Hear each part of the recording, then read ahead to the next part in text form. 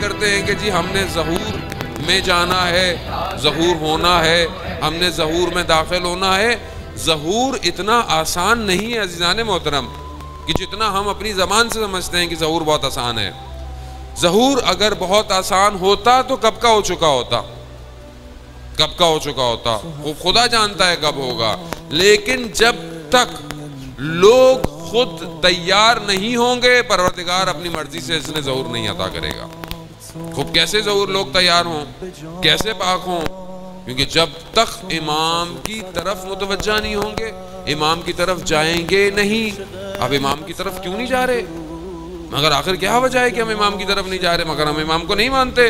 آپ سب بیٹھے ہوئے ہیں، جتنوں سے پوچھنا نہیں ہم امام کو مانتے ہیں، تو پھر کیا وجہ ہے کہ ہم امام تک نہیں پہنچ پا رہے؟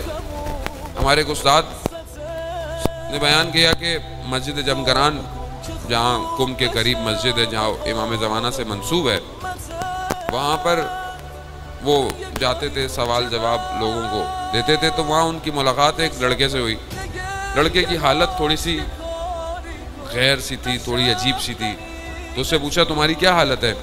تو اس نے کہا کہ میری امام زمانہ سے ملاقات ہوئی۔ تو اس سے پوچھا کہ تم نے امام سے کیا پوچھا؟ میں نے کہا مولا یہ مسجد میں اتنے لوگ آئے ہیں، اور ہر جو ہے وہ شب بدھ جو ہے منگل اور بدھ کی رات وہاں پر ہر ہفتے رش ہوتا ہے، اور مخصوصیاں بہت رش ہوتا ہے، ملین میں لوگ آتے ہیں۔ تو کہا میں نے مولا اتنے سارے لوگ ہیں، 313 سے تو بہت زیادہ بیٹھے ہوئے ہیں یہاں، تو آپ آتے کیوں نہیں ہیں؟ تو امام فرماتے ہیں جو اس نے بیان کیا کہ یہ سب میرے لیے نہیں آئے، یہ اپنے لیے آئے۔ کہا اپنے لیے؟ کہاں؟ کہا کسی کو نوکری چاہیے، کسی کو بیٹا چاہیے، کسی کو گھر چاہیے، کسی کو گاڑی چاہیے، میرے لیے کوئی نہیں آیا۔ وہ ویسا ہی ہے۔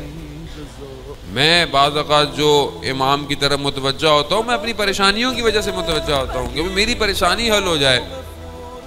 مولانا صاحب وظیفہ دے دیں، دعا دے دیں، کچھ ایسی چیز دے دیں، کیوں؟ میری مشکل حل ہو جائے۔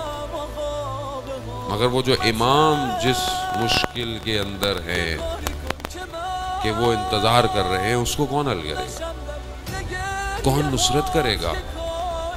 حل من ناصر ینصرنا، ہے کوئی میری مدد کرنے والا؟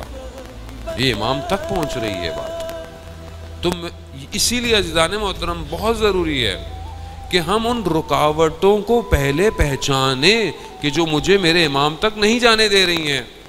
اور اس میں سب سے بڑا کردار اس شجرہ خبیثہ کا ہے کہ جس نے ہمارے وجودوں کو دنیا کی طرف متوجہ کیا۔ آنو اہل بیت سے رشتہ نہ توڑیے، عقبہ کی بات کیجیے، دنیا کو چھوڑیے، ٹوٹے ہوئے دلوں کو اخوت سے جوڑیے۔